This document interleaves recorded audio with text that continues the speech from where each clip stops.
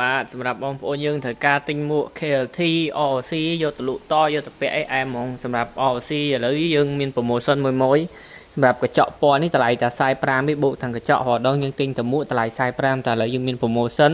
ទិញមួកថែមកញ្ចក់ហើយតម្លៃវាតែ45ទេបងប្អូនហើយពួកនេះតម្លៃ35កញ្ចក់សតែកញ្ចក់តែមួយជាន់នេះពពួកអាសេរីអញ្ចេះអាមានអញ្ចេះ